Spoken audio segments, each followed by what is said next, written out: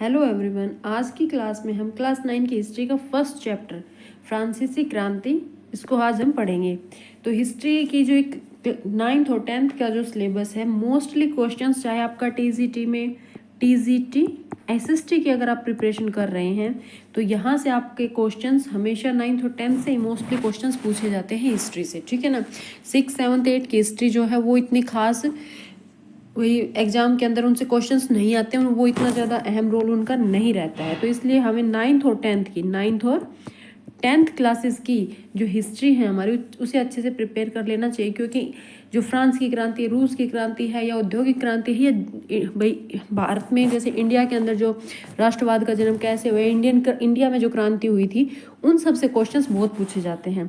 तो इसलिए हमें इनसे इन 9th और 10th की बुक्स को अच्छे से रीड करना है, डीप स्टडी करनी है, क्योंकि एनसीईआरटी की पता नहीं चलता एनसीईआरटी में कहाँ से किस लाइन से क्वेश्चंस उठा लेते हैं। इसलिए मैं आपको बुक से पूरा मैटर जो है under line by line book से पढ़ाऊंगी, ताकि कहीं कुछ रह ना जाए। वरना मोटा मोटा तो एक क्रांति को समझाना, भाई मैं समझा आपको बता सकती हूँ कि फ्रांस की क्रांति हुई थी कैसे, लोगों ने बस मोटी मोटी 2-4 लाइन या थोड़ी सी जल्दी टाइम बचाते हो जल्दी उसको पढ़ा सकती हूँ। पर अगर मैं आपको एक एक लाइन करवा रही हूँ ना, तो उसका मतलब ये है कि पता नहीं एग्ज़ाम में कौन सी लाइन से कहाँ से क्वेश्चंस उठा दिए जाते हैं। और ऐसा होता है, ऐसा नहीं है कि मैं सिर्फ कहने के लिए कह रही हूँ, ऐसा होता है। एग्ज़ाम में क्वेश्चंस अगर आप चाहें तो आपका DSSB का एग्ज़ाम है वहाँ देख लीजिए, या NVS है या KVS है, जितने भी TGT के SST के एग्ज़ाम हुए हैं, आप उन प्रीवियस ईयर एग्ज़ाम में क्वेश्चंस को देख लीजिए कि वो कहाँ से और किस तरह से उठाए गए हैं। कम से कम आप पहले पेपर को एनालाइज कीजिए, आप पहले पेपर को चेक कीजिए,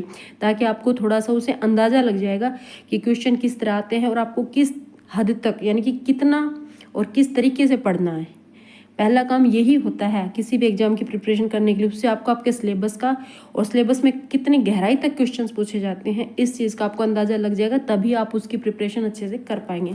क्लास भाई बातें बहुत ज़्यादा हो गई हैं, तो क्लास को शुरू कर देते हैं। तो आज हम पढ़ेंगे फ्रांस की क्रांति को, ठीक है।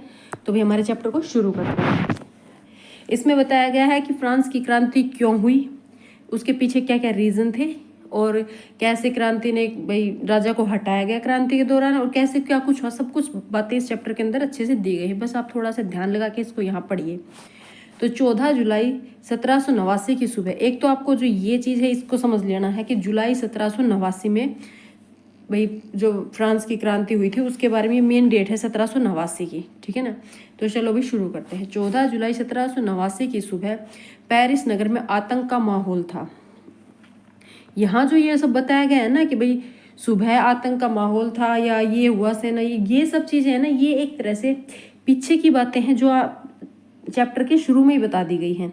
यानी कि क्रांति हुई 1789 को, क्रांति हो गई, ये बताया गया कि 1789 में जुलाई 1789 के अंदर जो पेरिस नगर था वहाँ आतंक का माहौल था। सम्राट ने सेना को शहर में घुसने का आदेश दे दिया था। तो ये सब जो घटनाएं घटी उसके पीछे कारण क्या थे, वो सब चीज़ें हम चैप्टर में आगे पढ़ेंगे। पहले जो क्रांति का जैसे मूवीज़ में दिखाते, पहले फ्लैशबैक दिखा दिया, यानी कि सारी मूवी लास्ट का सीन पहले दिखा देते हैं और फिर सारी मूवी को बाद में, उसके रीजन्स को बाद में बताते हैं। उसी तरह से जो लास्ट में यानी क्रांति को पहले दिखा दिया है, और क्रांति के जो रीज़न है भाई जिस वजह से क्रांति शुरू हुई है, वो सब चीज़ें इसमें बाद में बताई जाएंगी। तो चलिए भी जैसे जैसे इन्होंने चैप्टर दिया वैसे वैसे हम पढ़ लेते हैं। तो ये समझ लीजिए हम फ्लैशबैक में नहीं, हम फ्यूचर में क्रांति जो है, क्रांति जो हुई है उसको पहले बता दिया, और उसके जो रीज़न थे ना वो बाद में बताए जा रहे हैं। ये वरना पहले ऐसे बताते हैं कि भी राजा निरंकुश था, राजा ने इतना अत्याचार किया, राजा ने भी खाने पीने की चीज़ें कम हो गई थी इसलिए क्रांति, वो सब चीज़ें इसमें ना बता के डायरेक्टली बता दिया कि 14 जुलाई 1789 की सुबह पेरिस नगर में आतंक का माहौल था। जो ये जुलाई से पहले जो सब कुछ घटनाएं घटी थी ना, अब यहाँ जो जुलाई बताई गई, जुलाई से पहले जो घटनाएं घटी थी वो नहीं बताई कि भाई ऐसा माहौल क्यों बना, जो ये आतंक का माहौल बन गया है ये क्यों बना है। तो ये सब चीज़ें चैप्टर में पीछे दी गई हैं, बाद में आएंगी चैप्टर में। पहले सिर्फ आपको डायरेक्टली क्रांति पर पहुंचा दिया गया है। तो ठीक है भाई, तो मैं पहले, क्योंकि कंफ्यूज हो जाते हैं इसी चीज़ से, इसलिए मैं पहले आपको बता रही हूँ कि ये क्रांति के बारे में बता दिया, अब धीरे धीरे इसके रीजंस को बताएंगे, ठीक है ना। तो चलो भी शुरू करते हैं। 14 जुलाई 1789 की सुबह पेरिस नगर में आतंक का माहौल था, यानी कि भाई बहुत बुरी कंडीशन हो चुकी थी। सम्राट ने सेना को शहर में घुसने का आदेश दे दिया था। अफवाह थी कि सेना को नागरिकों पर गोली चलाने का आदेश देने वाले हैं। मतलब कि ये अफवाह थी, जैसे इन्होंने बता दी ना, अफवाह, ऐसा सम्राट ने कहा नहीं था, बस अफवाह है भाई। अफवाह के हाथ पैर तो होते नहीं है कि चल के आएगी, एक बार किसी ने कुछ कह दिया, बस धीरे धीरे बातें बिगड़ते बिगड़ते अफवाह बन गई कि सेना जो है वो नागरिकों पर गोली चलाने वाली है, ऐसा राजा ने आदेश दे दिया है। तब नागरिकों ने सोचा भाई मरना तो है, गोली चलाएंगे तो क्यों हम भाई अपना बचाव करें, भाई जब भी मौत आती है तो बचाव तो किया जाता है ना, उसी तरह से नागरिकों ने भी अपना बचाव करना चाहा। तो ये देखिए लगभग 7,000 लगभग 7,000 मर्द तथा औरतें टाउन हॉल के सामने एकत्रित हुए। अब आप है ना एक एक चीज़ को समझिएगा, आपसे पूछा जा सकता है कि क्वेश्चन में कि जब यह अफवाह उड़ी कि नागरिकों या अफवाह आई कि सेना को नागरिकों पर गोली चलाने का आदेश दिया है, तो लगभग कितने वो स्टेटमेंट्स में पूछ लेंगे सही है गलत है, या इनमें से कौन सी सही है, फ्रांस की क्रांति के बारे में गलत है। तो आप एक एक चीज़ को ध्यान से पढ़िएगा कि लगभग 7,000 मर्द, कितने 7,000 मर्द तथा औरतें टाउन हॉल के सामने इकट्ठा हुए और उन्होंने एक जन सेना का गठन करने का निर्णय किया। जन सेना का गठन करने का निर्णय किया। हथियारों की खोज में वे बहुत से सरकारी भवनों में जबरन प्रवेश कर गए। अब ये सेना है, सोचा सेना आ गई है, गोलियां चलाएगी हम पर, तो भी लोग जो इकट्ठा हुए 7,000 आदमी और औरतें टाउन हॉल के सामने इकट्ठा, एक मतलब कि स्पेसिफिक एरिया जिसका नाम बता दिया गया है टाउन हॉल, तो कहाँ इकट्ठा हुए थे ये भी पता होना चाहिए, टाउन हॉल के सामने। और उन्होंने एक जन सेना का गठन किया। जन सेना यानी जो जनता है उसी को सेना, भाई अब वो सेना कहाँ से लाते, वो जनता इकट्ठी, उन्होंने सोचा हम ही लड़ेंगे, तो वो जन सेना हो गई। तो जन सेना का निर्णय किया, गठन करने का निर्णय किया। और हथियारों की खोज में, अब उन्हें हथियार कहाँ मिलेंगे, उन्होंने सोचा भाई जो सरकारी बिल्डिंग्स हैं यही तो मिलेंगे हथियार, क्योंकि नागरिकों के पास थोड़े हथियार होते हैं। तो उन्होंने हथियारों की खोज में बहुत सी सरकारी भवनों में जबरदस्ती प्रवेश किया। अंततः सैकड़ों लोगों का एक समूह पेरिस नगर के पूर्वी भाग की ओर चल पड़ा। पेरिस नगर के पूर्वी भाग की ओर, वो कहाँ, बास्तिल के किले की। और वहाँ क्या था, पूर्वी भाग में बास्तिल का किला था, यानी बास्तिल जेल थी, और उस जेल को तोड़ डाला जहाँ भारी मात्रा में गोला बारूद मिलने की संभावना थी। सिर्फ उन्होंने सोचा कि जेल है तो यहाँ क्या है, गोला बारूद और हथियार हमें मिल जाएंगे, ऐसा उन्होंने सोचा और संभावना की, इसलिए उन्होंने बास्तिल के किले की जेल को तोड़ डाला। हथियारों पर कब्जे की इस सशस्त्र लड़ाई में, मतलब कि जो हथियारों पर कब्जा पाने की जो लड़ाई, जिसमें बास्तिल का कमांडर, जो बास्तिल जेल का कमांडर था, वो मारा गया, कैदियों को छुड़ा लिया गया। यद्यपि उनकी संख्या केवल 7 थी, यानी जो कैदी छुड़ाए गए उनकी संख्या 7 थी। तो ये चीज़ें आप ध्यान रखिएगा, कमांडर मारा गया और जो कैदी छुड़े थे वो कितने थे, 7 थे। सम्राट की निरंकुश शक्तियों का प्रतीक होने के कारण बास्तिल किला लोगों की घृणा का केंद्र था। भाई अब जेल है तो जेल में क्या, भाई राजा अपने जो राजा कैदियों को रखता है ना, तो उन्होंने सोचा भाई राजा, इसलिए लोग उससे घृणा का केंद्र था बास्तिल का किला, क्योंकि सोचते थे कि सम्राट की निरंकुश शक्तियों का प्रतीक है ये, भाई राजा मना है उसको जेल में डाल सकता है, यहाँ उसके हथियार भरे पड़े, यहाँ उसकी सेना है, तो इसलिए उसको क्या समझते थे वो, कि ये जो किला है ये, इससे लोग नफरत करते थे। इसलिए किले को ढा दिया गया और उसके अवशेष, ढा दिया गया यानी निस्तेनाबूद कर दिया, तोड़ फोड़ दिया, तो इसलिए किले को ढा दिया गया और उसके अवशेष बाजार में उन लोगों को बेच दिए जो इस ध्वंस को बतौर स्मृति चिन्ह संजोना चाहते थे। यानी कि भाई ये देखना चाहते थे कि हाँ भाई इससे जो अवशेष थे कुछ ऐसे, उनको रखा अपने पास लोगों ने कि हाँ याद रहे, ठीक है ना, कि हाँ यहाँ पहले कभी बास्तिल का किला था, या बास्तिल के किले में ये चीज़ें थी जहाँ लोगों को जेल में रखा जाता था, लुई 16 का काल था, वो इस तरह की चीज़ें, यानी कि जैसे म्यूजियम्स में नहीं होती पुरानी चीज़ें, उस तरह से लोग उन्हें स्मृति चिन्ह के तौर पर संजोना चाहते थे। इस घटना के बाद कई दिनों तक पेरिस तथा देश के देहाती क्षेत्रों में और कई संघर्ष हुए। अब भाई जब संघर्ष शुरू हो गया तो एक के बाद एक लोगों को उम्मीद मिलते चलेगी, पता चला भाई कि हाँ पेरिस में बास्तिल का किला तोड़ दिया गया है, वहाँ लोगों ने ऐसे जन संग्रह कर दी, सभी लोगों ने जनसेना बना ली है और उन्होंने हमला कर दिया है, लड़ाई हो रही है, ठीक है ना। तो इस तरह से दूसरे लोगों को क्या मिलती है, प्रेरणा मिलती है भाई इन सब चीज़ों से। तो ऐसा ही वहाँ हुआ। अधिकांश तो जो गाँव थे पेरिस तथा देश के, जो पेरिस था वहाँ भी, और देश के और भी एरिया जैसे कि फ्रांस के जो और भी एरिया थे, वहाँ के देहाती क्षेत्रों में लोगों में संघर्ष शुरू हो गए। अधिकांश जनता पाव रोटी की महंगी कीमतों का विरोध कर रही थी, यानी कि पाव रोटी जो वहाँ का खाना है ना, वो पाव रोटी थी, तो उसकी जो महंगी कीमतें थी, उसकी पाव रोटी की कीमतें बढ़ रही थी, तो उसकी महंगी कीमतों का विरोध कर रही थी। बाद में इस दौर का सिंहावलोकन करते हुए इतिहासकारों ने इसे एक लंबे घटनाक्रम की ऐसी शुरुआती कड़ियों के रूप में देखा जिसकी परिणति फ्रांस के सम्राट को फांसी दिए जाने से हुई। अब हम इसको यहाँ तक समझेंगे। ये क्या कह रहा है कि भाई देखा कि बास्तिल के किले में लड़ाई हो गई, बास्तिल का किला तोड़ दिया, कैदियों को छुड़ा लिया, थोड़े बहुत हथियार या जो कुछ भी मिला था वहाँ से लोगों ने, जनता ने उठा लिए, ठीक है। और इस घटना के बाद देखा कि फिर बास्तिल का किला तोड़ने के बाद सारी चीज़ें शुरू हुई। देखो घटना, यानी कि पेरिस के जो देहाती क्षेत्र थे वहाँ भी संघर्ष शुरू हो गया, जनता पाव रोटी के लिए तड़फ रही है, यानी कि पाव रोटी की कीमतें महंगी, खाना महंगा हो गया, तो एक तरह से लोग क्या करेंगे, विरोध करेंगे, लड़ाइयाँ करेंगे, ठीक है ना। इससे क्या होगा, क्रांति उभरेगी। और बाद में इस दौरे का सिंहावलोकन करते, सिंहावलोकन देखते हुए, इस चीज़ को, पूरी चीज़ों को समझते हुए, जो इतिहासकार है जिन्होंने इतिहास लिखा है, तो उन्हें समझ में आ गया कि यही जो है ना, ये जो क्रांति हुई है, बास्तिल का किला तोड़ा है, इसी से सभी लंबे घटनाक्रमों की शुरुआत कड़ियों के रूप में देखा जाना है। इनको जोड़ते चले गए कि हाँ बास्तिल का किला तोड़ा, पाव रोटी महंगी है, या राजा ये कर रहा है, राजा ने ये गलत नीति बनाई है, इन सब चीज़ों को जोड़ते जोड़ते एक ऐसी चेन बना दी, कड़ी बन गई कि हाँ भाई ये घटना घटी, ये घटना घटी, इस वजह से लोग, जो जनता जो है वो राजा के विरुद्ध हो गई है और सम्राट को फांसी दे दी गई है, ठीक है ना। यानी कि शुरुआत, जब क्रांति की शुरुआत हुई तो उसका निष्कर्ष क्या निकला कि राजा को फांसी दे दी गई, लुई 16 को क्या किया गया, सम्राट को फांसी दे दी गई, उसे मार दिया गया। यानी कि ये निकला इसका कंक्लूजन इस क्रांति का। तो हालांकि उस समय अधिकांश लोगों को ऐसे नतीजों की उम्मीद थी। जब ये क्रांति शुरू हुई थी तो किसी ने ये नहीं सोचा था, सब ये, जिसको पाव रोटी की जरूरत थी भाई वो सोचता था मुझे अनाज सस्ता हो जाएगा, मुझे पाव रोटी मिल जाएगी, है ना। जिसको जिस चीज़ की जरूरत थी, मजदूर किसान थे, वो अगर बड़े जमींदारों से परेशान थे या सामंतों से परेशान थे, तो वो क्या सोचते थे कि हमें भाई हम पर जो टैक्स लगा है वो कम हो जाएगा, ठीक है ना।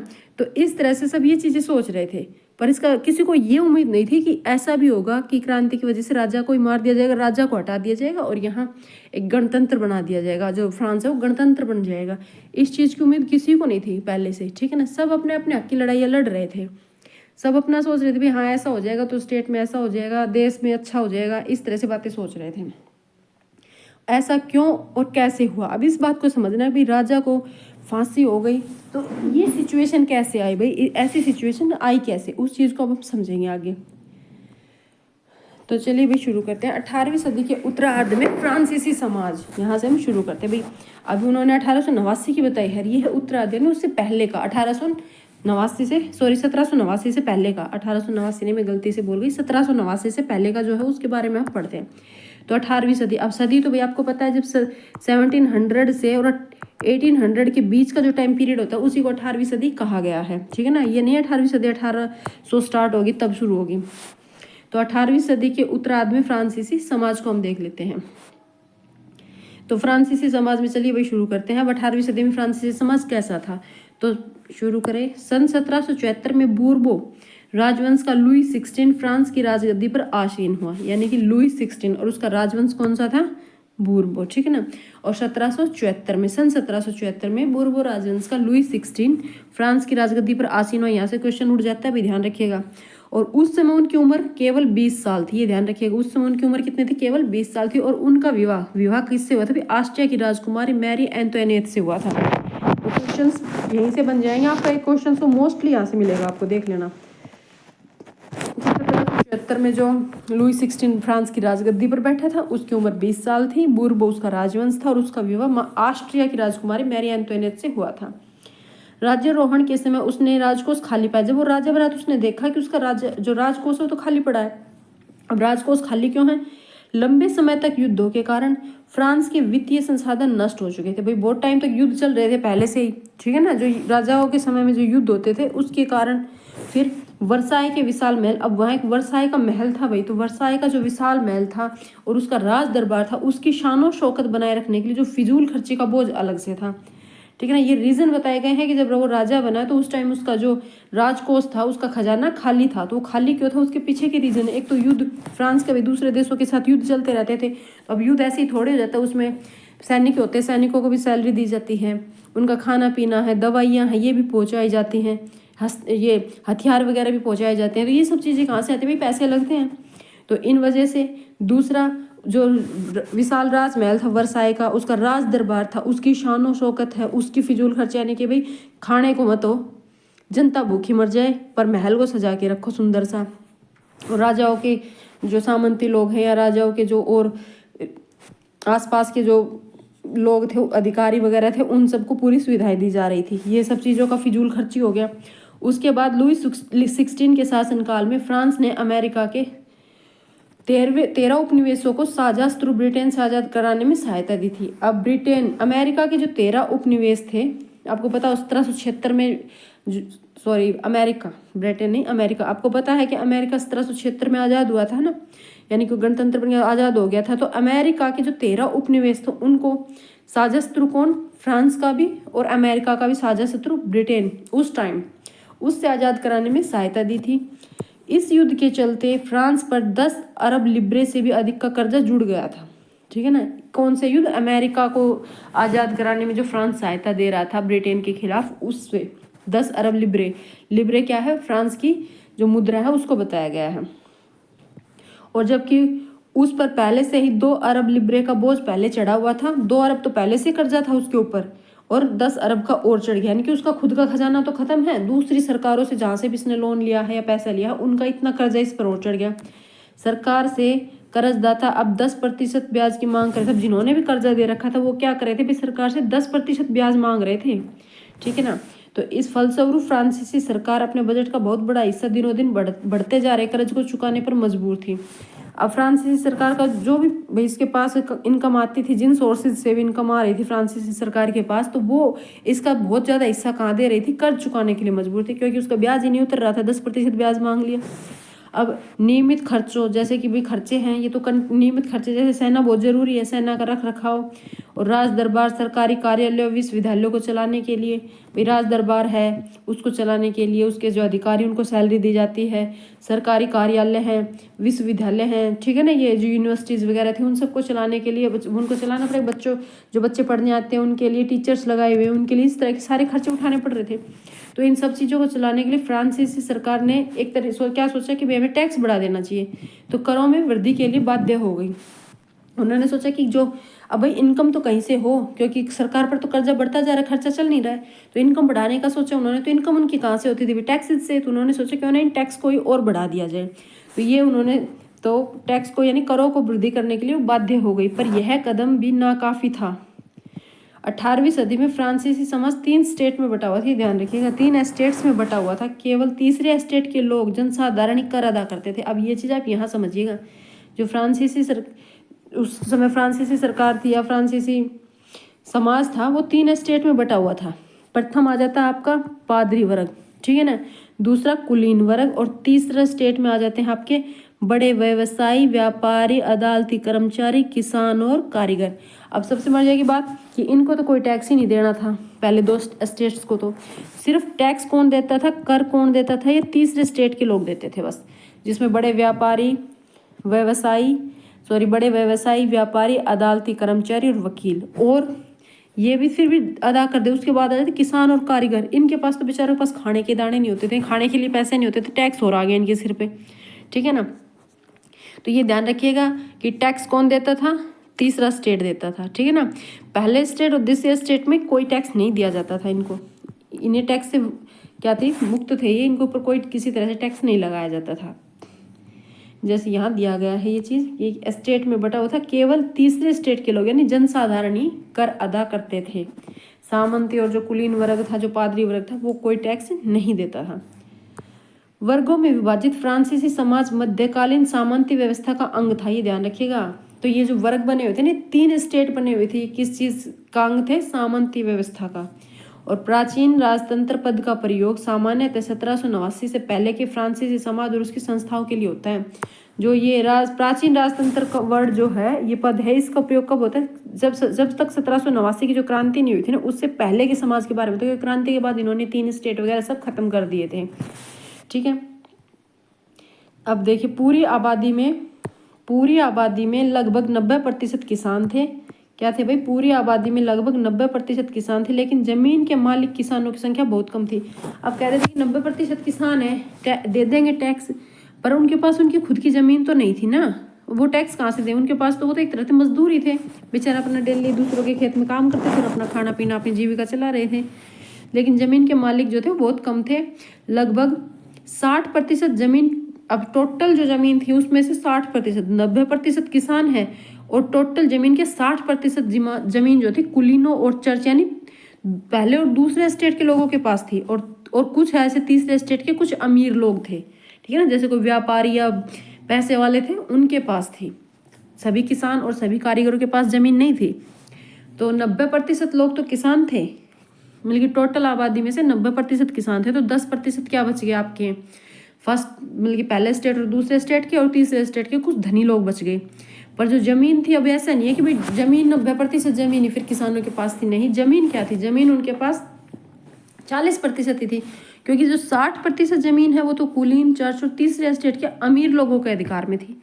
प्रथम 2 स्टेट कुलीन वर्ग और पादरी वर्ग के लोग कुछ विशेष अधिकार जन्मजात प्राप्त थे। और ये ध्यान रखें, पहले 2 स्टेट्स के लोग थे ना, कुलीन और पादरी वर्ग, उनको कुछ विशेष अधिकार था। और इनमें से सबसे महत्वपूर्ण अधिकार क्या था, राज्य को दिए जाने वाले कर से छूट, यानी कि उन्हें टैक्स, जो उनको राज्य को टैक्स नहीं देना पड़ता था, चाहे उनके पास कितने ही पैसे हो कुछ हो जाए, उनको किसी तरह का कोई टैक्स नहीं देना पड़ता था। ये उनको जन्मजात अधिकार था। जो भी इन कुलीन वर्ग में या पादरी वर्ग में पैदा हो गया उसको टैक्स नहीं देना पड़ेगा, कर नहीं देना पड़ेगा। कुलीन वर्ग को कुछ अन्य सामंती विशेष अधिकार भी हासिल थे। वह किसानों से सामंती कर वसूल करता था। अब उनको और भी कुछ अधिकार मिले हुए थे कुलीन वर्ग को, टैक्स तो देना ही नहीं पड़ता था। इसके अलावा वो भी किसानों से क्या कर सकते थे, टैक्स ले सकते थे किसानों से, ठीक है ना। अब वो भी क्या कर सकते थे, किसानों से टैक्स ले सकते थे। खुद नहीं देना, बेचारे किसान जो है पहले से डूबे पड़े, उनके पास कुछ है ही नहीं, और उनको टैक्स भी देना होता है सरकार को। और उसके अलावा सरकार के अलावा भी उन्हें क्या, सामंतों को, यानी कि जो कुलीन वर्ग के लोग हैं उनको भी टैक्स देना पड़ता था। किसान अपने स्वामी की सेवा, स्वामी घर एवं खेतों का काम करना, सैन्य सेवाएं देना तथा सड़कों का निर्माण, सहयोग आदि के लिए बाध्य थे। ये सब काम उनको करने पड़ते थे किसानों को। ऐसा नहीं कि जा भाई मैं नहीं करने वाला, नहीं, ऐसा नहीं था, करने पड़ेंगे भाई, क्योंकि तो उनको टैक्स देना है ना। अब टैक्स के अंडर में उसको ये काम भी करने पड़ते थे, तो सेवाएं देनी पड़ती थी। देखिए जैसे अब वो जो स्वामी है, जो मालिक है जमीन के, जो कुलीन वर्ग और पादरी वर्ग के लोग हैं, उनके खेतों में काम करना। और पहले ऐसा फिक्स नहीं था कि भाई इतने घंटे काम करो, इतनी जैसे दिन भर की दिहाड़ी या मजदूरी मिलती है आपको, मिल जाएगी, नहीं, उनकी मर्जी पर डिपेंड करता था कि वो कितने घंटे काम करवाएं और फिर आपको क्या मजदूरी देते हैं, ठीक है ना। जैसे सड़कें वगैरह बनाई जाती थी, उन सब में उनको मजदूरी करनी पड़ती थी, काम करना पड़ता था। अब एक बात और, जो चर्च था, चर्च भी किसानों को, एक मिनट भाई पता नहीं क्या हो रहा है बार बार इसमें,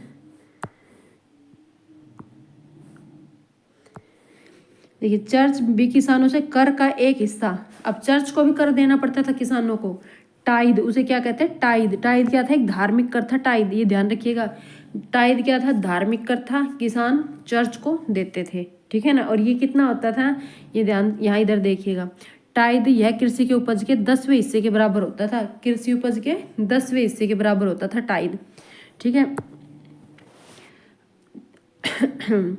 तो धार्मिक कर के रूप में वसूलता था। ऊपर से तीसरे स्टेट के तमाम लोगों को सरकार को तो कर चुकाना ही होता था। जो तीसरे स्टेट के लोग थे उन्हें सरकार को तो टैक्स देना ही होता था, ठीक है ना। उसके अलावा उन्हें क्या करना पड़ता था, चर्च को भी टैक्स देना पड़ता था, कर चुकाना होता। इन करों में टाइल जो है वो प्रत्यक्ष कर था। टाइल क्या होता था, प्रत्यक्ष कर जो सरकार को देना होता था, सरकार को, मतलब कि टाइल प्रत्यक्ष कर था। और जो तीसरे स्टेट के लोग थे, यानी कि कारीगर थे, मजदूर थे, किसान थे, ये सब, तो इनको सरकार को जो डायरेक्ट दिया जाता था ना, प्रत्यक्ष कर होता था, वो होता था टाइल।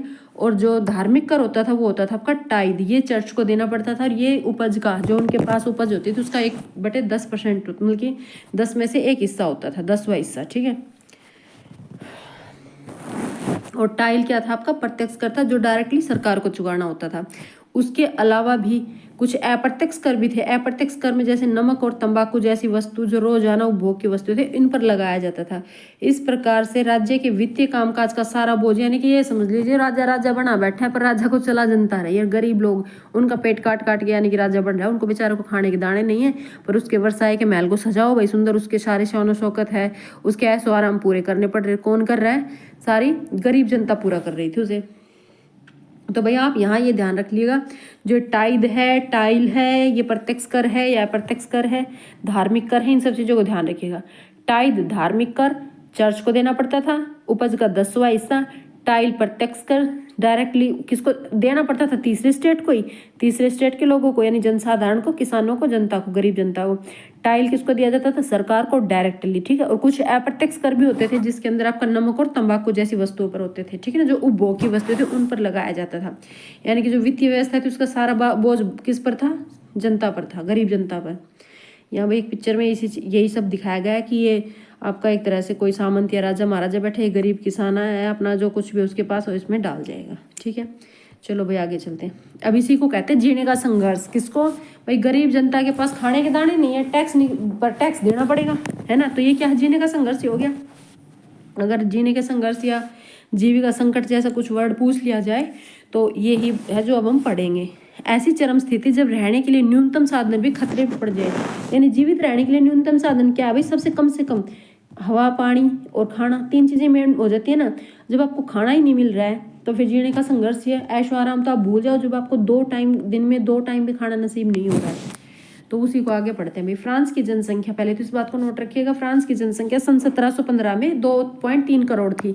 ध्यान रखिएगा ये चीज, क्वेश्चंस घुमा फिरा के पूछे जाएंगे, क्योंकि एनसीईआरटी की एक लाइन को समझ लीजिए। जो आपकी एनसीईआरटी की बुक है ना, यहीं से क्वेश्चंस बनेंगे। इन्होंने बोला है कि जो DSSB के अंदर है, उन्होंने एग्जाम का जो सिलेबस है उसके अंदर ये कहा गया कि आपका ग्रेजुएशन या पोस्ट ग्रेजुएशन लेवल तक का होगा, पर पोस्ट ग्रेजुएशन आ जाके आप ग्रेजुएशन तक चल जाइए और ये सोचिए पर कि ग्रेजुएशन लेवल तक आपसे पूछा जाएगा। पर आप ये समझिए जो 100% इन्होंने ग्रेजुएशन लेवल तक बताया ना, उसमें से 80% आपकी 9th 10th और 11th वाली जो एनसीईआरटी नहीं, यहीं से क्वेश्चन आएंगे बस। 80%, यानी मोर देन 80% लगा लीजिए। अगर आपको विश्वास नहीं होता है ना, तो आप है ना 2018 और 2021 के जो प्रीवियस ईयर SST के एग्जाम हुए ना, उनको चेक कर लीजिए। आपकी फ्रांस की क्रांति से ही 2021 के मैंने 1-2 एग्जाम्स थे उनको उठा के देखा, उनमें लेकिन उनके क्वेश्चंस को देखा तो वहाँ मैंने देखा कि 3 क्वेश्चंस आपकी फ्रांस की क्रांति से हर एग्जाम में कहीं 2 कहीं 3, कहीं 2 कहीं 3 क्वेश्चंस आपकी फ्रांस की क्रांति से आए हुए हैं। यकीन ना हो तो आप गूगल पर जाइए, सर्च कीजिए और वहाँ चेक कर लीजिए। और ठीक है ना, तो फ्रांस की क्रांति भी इसलिए पढ़ना ज़रूरी हो जाती है। चलो भाई आगे चलते हैं। फ्रांस की क्रांति जो है, मतलब की जनसंख्या जो थी 1715 में 2.3 करोड़ थी, जो 1789 में कितनी हो गई, 1789 में आपकी 2.8 करोड़ हो गई बढ़कर। कितनी हो गई, 2.8 करोड़ हो गई थी बढ़ के। तो ये चीज़ें आप ध्यान रखिएगा कि 1715 में 2.3 करोड़ थी, 1789 में 2.8 करोड़ हो गई। परिणाम तय, इसका अब परिणाम क्या होगा भाई, जनता बढ़ी है तो क्या परिणाम निकला कि अनाज उत्पादन की तुलना में उसकी मांग में तेजी हो गई। भाई अनाज उत्पादन तो इतना हो नहीं रहा है और मांग काफ़ी बढ़ रही है। अधिकांश लोगों के मुख्य खाद्य और अधिकांश लोगों का जो मुख्य खाना था वो तो पाव रोटी, और पाव रोटी अब क्या हो गई, कम हो गई। अब जो चीज़ कम होगी उसकी कीमत, भाई डिमांड ज़्यादा हो रही है, चीज़ें कम है तो कीमत ही बढ़ेगी, तो उसकी कीमतों में तेज़ी से वृद्धि हुई। अधिकतर कामगार कारखानों में मजदूरी करते थे और उनकी मजदूरी मालिक तय करते थे, लेकिन मजदूरी महंगाई की दर से नहीं बढ़ रही थी। मजदूरी भाई मालिक तय करते थे, पहले कोई नियम नहीं बने हुए थे, लॉ वगैरह जैसे आजकल संविधान के अंदर लॉ बना दिए जाते, ऐसा कुछ सिस्टम नहीं था कि भाई महंगाई के हिसाब से उनकी सैलरीज भी बढ़ाई जाए, मजदूरी बढ़ाई जाए, ऐसा कुछ नहीं था। उनसे काम करवा लिया जाता था और मजदूरी भी अपने हिसाब से देते थे, भाई काम करना है तो करना, आना मत कर। तो इस तरह से तो मजदूरों का क्या हो गया भाई, पाव रोटी की कीमत तो बढ़ गई पर उनकी मजदूरी नहीं बढ़ाई गई, जो उनकी सैलरी थी वो। तो इसका मतलब कि इसके फलस्वरूप इसका परिणाम क्या निकला कि अमीर और गरीब की खाई चौड़ी होती चली गई। अब मालिक ज़्यादा काम करवा रहा है, सैलरी कम दे रहा है, तो उसके पास तो पैसे ज़्यादा हो जाएंगे, और गरीब बेचारा पहले से गरीब है, फिर उसको जो उसकी मेहनताना है, उसकी मजदूरी है वो भी प्रॉपर नहीं मिल रही है, तो उसको खाना वाना कहाँ से अरेंज करेगा, कुछ नहीं हो सकता उसका भाई, फिर अब बेचारा और गरीब होता चला जाएगा। तो स्थिति तब और बदतर हो जाती है जब सूखे, और सबसे ज़्यादा कंडीशन खराब कब होती है, जब सूखा पड़ जाए या ओले आ जाए। तो उससे क्या होगा, सूखे या ओले के प्रकोप से पैदावार और गिर जाती। अब फसल होगी नहीं, सूखा हो गया तो नहीं होगी, ओले आ गए तो पक्की पकाई फसल खत्म हो जाएगी, नष्ट हो जाएगी। तो इससे क्या होगा, फिर महंगाई और बढ़ेगी, किस चीज़ की, पाव रोटी की कीमतें और बढ़ जाएंगी, तो रोजी रोटी का संकट पैदा हो जाता है। ऐसे जीविका संकट प्राचीन तंत्र के दौरान फ्रांस में काफ़ी आम थे, प्राचीन राजतंत्र के दौरान। तो ऐसे जो जीविका संकट थे, तो जीविका संकट आप समझ गए, स्थिति ऐसी हो जाना कि जो आपकी बेसिक नीड है ना, जो जरूरत है जीने के लिए, जो बेसिक चीज़ की रिक्वायरमेंट है, आपका खाना है, वो भी पूरा ना हो पाना, इसी को जीविका संकट कहा गया है। चलिए भाई आगे चलते हैं। अब उभरते मध्य वर्ग ने विशेष अधिकारों के अंत की कल्पना की। अब इस बात को आप समझिएगा, उभरते मध्यम वर्ग ने विशेष अधिकारों के अंत की कल्पना की। अब हमने पढ़ा भाई 3 स्टेट थे, ये मध्य वर्ग तो था ही नहीं, है ना। प्रथम स्टेट, द्वितीय स्टेट जिसमें कुलीन वर्ग, पादरी वर्ग आ गए, और आपका तीसरा स्टेट में जिसमें जनसाधारण था। पर उस जनसाधारण के अंदर हमने देखा था ना, बड़े व्यवसायी, व्यापारी, है ना, ये सब देखे थे। तो ये जो थे, इन्हीं को मध्य वर्ग का, जो वकील थे या सरकारी कर्मचारी थे, वो सब चीजें, उन्हीं को मध्य वर्ग कहा गया, क्योंकि वो क्या थे, उनके पास थोड़ा सा सोर्सेज ज्यादा थे, व्यापारी थे, व्यापार करते थे, वकील वगैरह थे। ये क्या थे, तो कुछ पढ़े लिखे लोग थे। तो इन्होंने सोचा कि विशेष अधिकार क्यों भाई, है हमें ये विशेष अधिकार सिर्फ उन्हीं को क्यों, उनमें चाहे योग्यता हो ना हो, जन्मजात उनको विशेष अधिकार मिल जाते हैं। हम पढ़े लिखे, हमें समझ है, हम टैक्स देते हैं, फिर भी हमें विशेष अधिकार नहीं मिलता।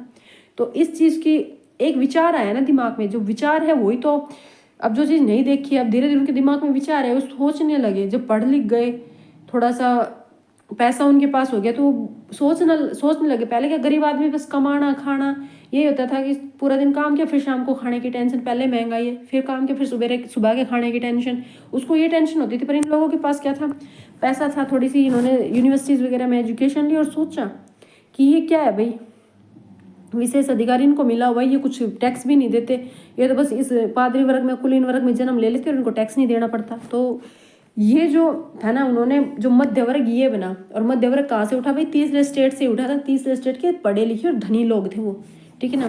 तो चलो भैया अब इसको पढ़ते हैं कि उन्होंने, उनके दिमाग में यह आया कि इस विशेष अधिकार को अंत करें। तो उसको अंत भी हुआ भाई लास्ट में, ऐसा नहीं अंत हुआ, पर कैसे हुआ, चलो उसको शुरू करते हैं। पहले भी कर बढ़ने और अकाल के समय किसान और कामगार विद्रोह कर चुके थे। इससे पहले भी कई बार क्या हो चुका था, विद्रोह तो करते थे भाई, क्या करे, भूखी जनता, ना अनाज है खाने के लिए, कुछ नहीं है, तो थोड़ा बहुत विद्रोह तो करेगी। परंतु उनके पास सामाजिक और आर्थिक व्यवस्था में बुनियादी बदलाव लाने के लिए साधन और कार्यक्रम नहीं थे। पर कुछ मिला जुला, यानी कि कुछ अच्छे से प्लान करके नहीं करते थे, ठीक है ना, ऐसा कुछ नहीं था उनके पास। ये जमींदार तीसरे स्टेट में उन समूहों, ये जिम्मेदारी तीसरे स्टेट में उन समूहों ने उठाई जो समृद्ध और शिक्षित होकर नए विचारों के संपर्क में आ चुके थे। ये देखना, समृद्ध यानी उन्होंने थोड़ी सी इनकम भी कर ली थी, उन्हें कमाई भी हो गई थी उनकी, और उन्होंने क्या कर लिया था, शिक्षित हो चुके थे, एजुकेशन ले ली थी भाई, तभी तो उनके और वो नए विचारों के संपर्क में आ चुके थे। कहीं से उन्होंने देखा होगा कि भाई ये विशेष अधिकार नहीं होने चाहिए, तभी तो दिमाग में आया ना। तो वो सब चीज़ें यहाँ बताई गई हैं। 18वीं सदी में एक नए सामाजिक समूह का उदय हुआ जिसे मध्यम वर्ग कहा जाता है, ठीक है ना। तो मध्यम वर्ग कौन था, तीसरे स्टेट के धनी और पढ़े लिखे लोग थे, ध्यान रखिएगा, जिसने फैलते समुद्री व्यापार और ऊनी तथा रेशमी वस्त्रों के उत्पादन के बल पर संपत्ति अर्जित की थी। यानी वो समुद्रों के फैलते व्यापार, समुद्र में व्यापार होने लगा था, समुद्रों के जरिए लोग एक देश से दूसरे देश जाने लग गए थे। तो उन्होंने क्या किया भाई, वो रेशम के और ऊनी कपड़ों को खरीदते थे, कुछ बाहर बेचते, कुछ क्या करते थे, ऊनी और रेशमी कपड़ों को या तो निर्यात किया जाता था या समाज के समृद्ध लोग उन्हें खरीद लेते थे। तो 18वीं सदी में जो ये मध्य वर्ग बना था ना, ये मध्य वर्ग क्या था भाई, ये व्यापार करता था, ठीक है ना। ये इनकी इनकम इसी से होती थी कि रेशमी ऊनी वस्त्रों के उत्पादन पर संपत्ति अर्जित की थी इन्होंने। इन कपड़ों को ये या तो निर्यात कर देते थे, या जो फ्रांस का जो समृद्ध समाज था वहाँ के लोग इसको खरीद लेते थे, ठीक है ना।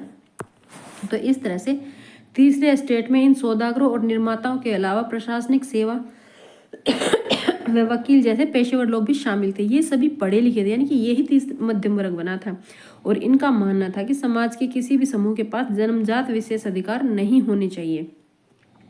किसी भी व्यक्ति की सामाजिक हैसियत का आधार उनकी योग्यता होनी चाहिए, यानी कि योग्यता के आधार पर होना चाहिए, ना कि जन्मजात होना चाहिए।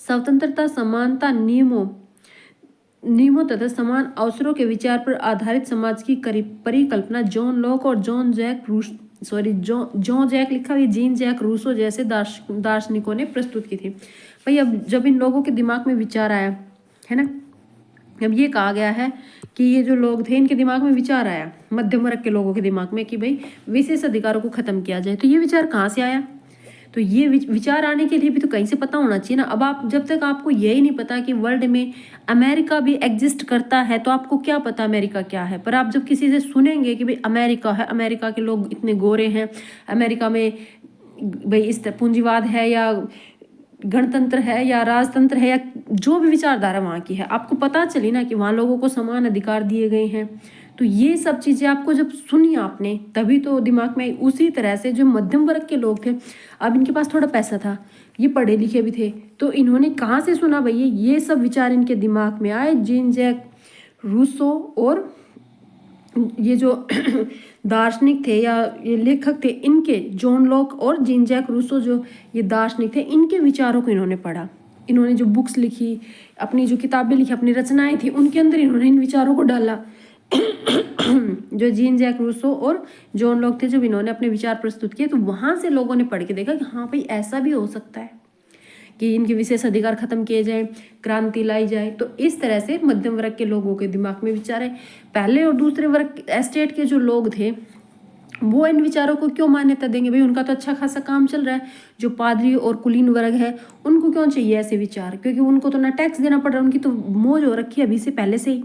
तो वो इन विचारों की तरफ ध्यान थोड़ी देंगे। जो गरीब जनता थी, जो पिस रही थी, जिनको ये सब चीज़ें फेस करनी पड़ रही थी, ठीक है ना, वो इन चीज़ों की तरफ ध्यान दिया उन्होंने। तो यानी मध्यम वर्ग, ये मध्यम वर्ग उभरा कि भाई इनके पास थोड़ा सा पैसा था, इन्होंने व्यापार किया, पैसे कमाए, शिक्षा ली और फिर इन विचारों से प्रभावित हुए कि हमें फालतू फंड में टैक्स देना पड़ रहा है, उनको तो नहीं देना पड़ रहा है। तो वो जन्मजात ना होना चाहिए, योग्यता के आधार पर होना चाहिए।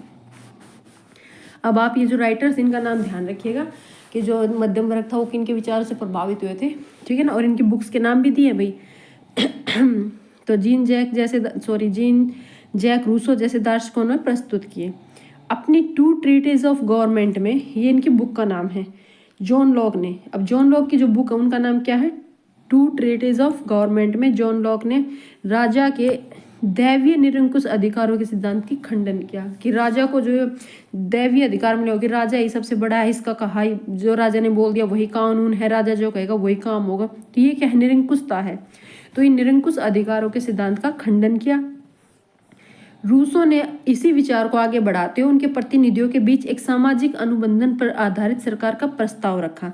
सामाजिक अनुबंधन या सोशल कॉन्ट्रैक्ट इनकी बुक है, किनकी, जीन जैक रूसो की। रूसो की बुक का नाम क्या, सामाजिक अनुबंधन। जॉन लॉक के विचारों को इन्होंने आगे बढ़ाया। जॉन लॉक ने कहा कि राजा के दैवीय निरंकुश अधिकारों को खत्म कर दिया जाए, और रूसो ने क्या कहा कि सामाजिक अनुबंधन पर आधारित सरकार होनी चाहिए। अब उसके बाद आ जाते हैं भाई मोंटेस्क्यू ने अपनी 10 स्पिरिट ऑफ द लॉज नामक, अब इनकी बुक का नाम है स्पिरिट ऑफ द लॉज। और ये क्वेश्चंस आपके, आई होप, मुझे मतलब कि आई थिंक KVS या NVS के एग्जाम में आए हैं क्वेश्चंस, राइटर्स पे आया है क्वेश्चन, आप ध्यान करके चेक कर लीजिए। जो लास्ट KVS NVS हुआ था ये 2022 में जो हुआ था ना, उसमें 2022 का जो एग्जाम हुआ था, 22 और 23 में जो NVS KVS के एग्जाम है, उनमें यहाँ से क्वेश्चन था इन राइटर्स के ऊपर, इसी चैप्टर से ये क्वेश्चन आया हुआ था। तो आप ध्यान रखिएगा, इनकी बुक्स के नाम ध्यान रखिएगा, इनके विचारों का ध्यान रखिएगा, किसने क्या विचार दिए। दैवीय अधिकारों का खंडन का विचार आपके जॉन लॉक ने दिया। रूसो ने उसी विचार को बढ़ाते हुए सोशल कॉन्ट्रैक्ट के आधार पर सरकार का प्रस्ताव रखा। और the spirit of the laws नामक रचना में सरकार के अंदर विधायिका, कार्यपालिका और न्यायपालिका के बीच सत्ता का विभाजन मोंटेस्क्यू ने कहा, ठीक है ना। तो ये किसने कहा, मोंटेस्क्यू ने। जब संयुक्त राज्य अमेरिका में 13 उपनिवेशों ने ब्रिटेन से खुद को आज़ाद घोषित कर दिया, तो वहीं इसी मॉडल की सरकार बनी थी भाई, इन्हीं सब चीज़ों के आधार पर, ठीक है ना। तो वहाँ से भी जो फ्रांस के राजनीतिक चिंतकों के लिए अमेरिकी संविधान और उसमें दी गई व्यक्तिगत अधिकारों की गारंटी एक महत्वपूर्ण स्रोत बनी। यानी वहाँ से भी लोग भाई, जब अमेरिका के जो 13 उपनिवेश आज़ाद हो गए तो वहाँ जो सरकार बनी थी और वहाँ जो लोगों को व्यक्तिगत अधिकारों की जो गारंटी दी गई थी, वहाँ से लोगों को प्रेरणा मिली और उन्होंने सोचा कि हमारे पास भी ऐसा होना चाहिए, हमारे यहाँ भी ऐसा होना चाहिए। अब जो दार्शनिकों के विचार थे, इन पर काफ़ी हाउसों व सैलानों में गोष्ठियाँ गर्मा गर्म बहस हुआ करती थी। यानी कि जहाँ भी लोग इकट्ठा होते वहीं इन सभी बातों पर विचार करते। भाई जो समस्या है दिमाग में दिन रात, वही समस्या है, तो उसी पर विचार चलेगा। अब लोगों के पास खाने के लिए तो ना अनाज नहीं है, रोटी नहीं है, और टैक्स देना है, तो दिमाग में तो वही चीज़ें घूमती रहेंगी ना। तो इसी पर लोग कहते हैं कि हमारे साथ ऐसा हो रहा है, वहाँ अमेरिका में तो ऐसा नहीं हो रहा है, वहाँ तो लोगों को अधिकार मिले हुए हैं, हमें टैक्स देना पड़ता है। तो ये सब चीज़ें, तो ये जो राइटर्स थे, जो रूसो थे, जो लॉक थे, इन सब के जो विचार थे उन पर क्या होती थी, बहस होती थी।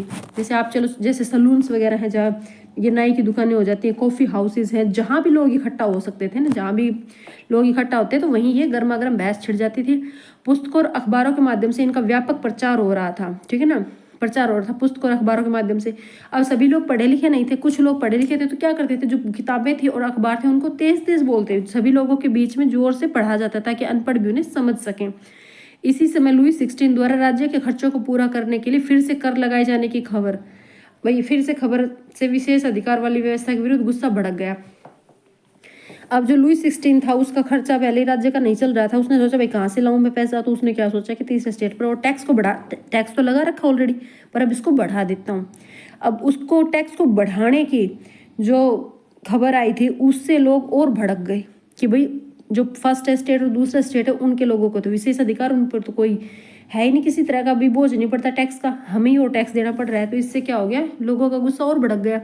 तो जो क्रांति आई तो उसके बारे में बताया गया है कि ये क्रांति हुई तो उसकी शुरुआत धीरे धीरे, कैसे क्रांति की शुरुआत हुई है, तो उसके पीछे के रीजंस बता दिए हैं कि राजा जो था वो क्या था, कंगाल था, उसका बैंक जो राजकोष था वो खाली था, फिर उसने लोगों पर टैक्स लगाना चाहा, पहले से ही लोगों के पास खाने के लिए दाने नहीं थे, अनाज नहीं था पहले से ही, क्योंकि जनता बढ़ गई थी, है ना, और जो खर्चा था वो लड़ाइयाँ हो रही थी तो वहाँ सेना पर लगाया जा रहा था। इस तरह से ये सब चीज़ें थोड़ा थोड़ा जैसे कि बूंद बूंद से घड़ा भरने वाली बात हो गई, एक एक रीजन जुड़ते जुड़ते क्रांति का रीजन एक बड़ा रीजन बन गया कि क्रांति आनी चाहिए। तो क्रांति की शुरुआत, भाई अब हम यहाँ से क्रांति की शुरुआत देखेंगे। तो पिछले भाग में हम देख चुके हैं कि किन कारणों से लुई 16 ने कर बढ़ा दिए थे। आप सोच सकते हैं कि उसने ऐसा क्यों किया। प्राचीन राजतंत्र के तहत फ्रांसीसी सम्राट अपनी मर्जी से कर नहीं लगा सकता था। अब एक बात और थी भाई कि जो पहले से राजतंत्र चला रहा था उसके जो नियम कानून थे उन्हीं के अकॉर्डिंग टैक्स लगाया जाएगा। तो अब इसमें यही बताया कि पहले का जो राजतंत्र था, प्राचीन राजतंत्र के तहत फ्रांसीसी सम्राट सिर्फ अपनी मर्जी से टैक्स नहीं लगा सकता था, उसके लिए उसे स्टेट जनरल की बैठक बुलानी पड़ती थी। स्टेट जनरल मतलब तीनों जो भाग थे ना उसके, प्रथम स्टेट, द्वितीय स्टेट और तीसरे स्टेट, इन तीनों की एक बैठक बुलानी पड़ती थी, संयुक्त बैठक इकट्ठी बुलाकर नए करों के अपने प्रस्तावों की मंजूरी लेनी पड़ती थी कि तीनों को बुलाओ और मंजूरी लो, ठीक है ना। तो स्टेट जनरल की एक राजनीतिक संस्था भी जिसमें तीनों स्टेट अपने प्रतिनिधि भेजती थी, लेकिन सम्राट ही यह निर्णय करता था कि इस संस्था की बैठक कब बुलाई जाए।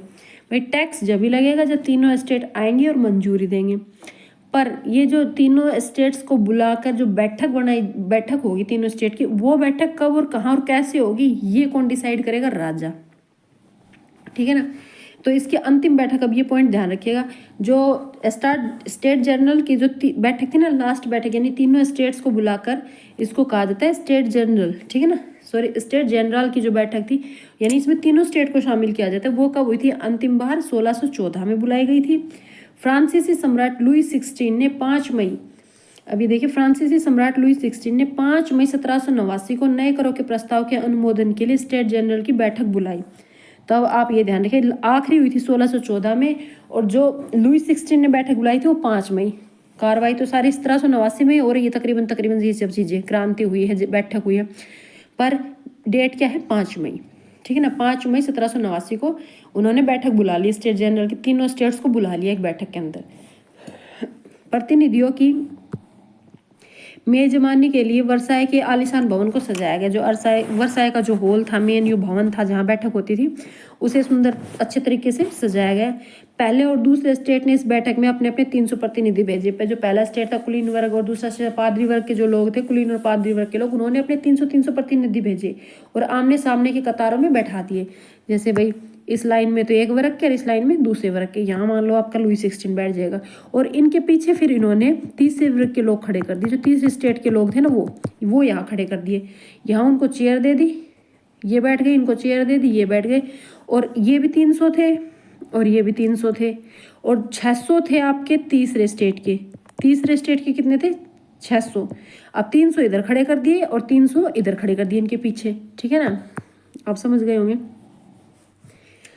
तो यही यहाँ बताया गया कि इन्होंने 300 प्रतिनिधि भेजे, आमने सामने की कतारों में बैठा दिए कि तीसरे स्टेट के 600 प्रतिनिधि उनके पीछे खड़े कर दिए कि 300 इधर 300 इधर। तीसरे स्टेट का प्रतिनिधित्व तो इसके अपेक्षाकृत समृद्ध और शिक्षित वर्ग कर रहा था। तीसरे स्टेट से भी ऐसा नहीं कि सभी किसान या औरतें या मजदूर थे वो आ गए, नहीं, जो पढ़े लिखे थे, ठीक है ना, जो व्यापारी वगैरह थे, जिनके पास पैसा था, वो लोग आए थे। किसानों और औरतों और कारीगरों का सभा में प्रवेश वर्जित था। अब ये ध्यान रखिएगा कि आपसे क्वेश्चन किसी तरह भी घुमा फिरा के पूछ लिया जाएगा तो आपको पता होना चाहिए, औरतों को, किसानों को या मजदूरों को सभा में नहीं आने दिया गया। फिर भी लगभग 40,000 पत्रों के माध्यम से 40,000 पत्र यानी उन्होंने लेटर्स दिए कि उन्होंने औरतों ने, गरीबों ने, सबने सोचा भी हम नहीं जा रहे, हमारे विचार तो वहाँ जाएंगे, तो सबने अपनी अपनी समस्याएं लिख के दे दी, अपनी शिकायतें थी जो भी थी उनको, सबकी मांगों की एक सूची बनाई और अपने अपने प्रतिनिधियों के साथ भेज दी, जो उनके तीसरे स्टेट से जो लोग आए थे उनके साथ। स्टेट जनरल के नियमों के अनुसार प्रत्येक वर्ग को एक मत देने का अधिकार था, यानी कि ये देख ली, जो पहला स्टेट वो भी एक मत देगा 300 लोगों का एक मत, दूसरा स्टेट वो भी एक मत देगा, यानी कि उसके भी 300 लोग थे उनका एक मत, पर जो तीसरा स्टेट है उसके जो 600 लोग हैं ना उनका भी एक ही मत होगा। हमेशा से ये सीक्वेंस चला आ रहा था। तो भाई सीधी सी बात है, पहले स्टेट ने अपना एक मत दे दिया, दूसरे स्टेट ने एक मत दे दिया, ठीक है ना। अब तीसरा स्टेट है उसका भी एक मत है, पर ये दोनों तो एक में शामिल हो जाएंगे क्योंकि भी टैक्स नहीं देना, ये कह देंगे हमें, इनको तो टैक्स देना ही नहीं है, बढ़ाए तो बढ़ाए राजा, इनको क्या जोर पड़ता था, इन्होंने कह दिया बढ़ा दो टैक्स, है ना। अब बच गया ये एक, अब इसकी तो वोटिंग हाँ है ना के बराबर, ये तो हारे ही हारेगा भाई, जीतेंगे तो यही है ना, तो वही बात है। तो इसका विरोध किया, किसने किया, तीसरे स्टेट के जो लोग थे उन्होंने इसका विरोध किया। लुई 16 भाई इस बार भी लुई 16 इसी प्रथा का पालन कर रहे थे, क्या कि प्रत्येक स्टेट का एक मत होगा, ठीक है ना। परंतु तीसरे वर्ग के प्रतिनिधियों ने मांग रखी कि अब की बार पूरी सभा द्वारा मतदान किया जाए। भाई 300 लोग वो हैं, 300 वो हैं, 600 और 600 हमें, पूरी सभा ही मतदान करेगी, हर आदमी एक वोट देगा। ये किसने डिमांड की थी, तीसरे वर्ग के लोगों ने। प्रत्येक सदस्य को एक मत देने का अधिकार होगा, यह एक लोकतांत्रिक सिद्धांत है, तो ये लोकतांत्रिक सिद्धांत की डिमांड की थी, ठीक है ना।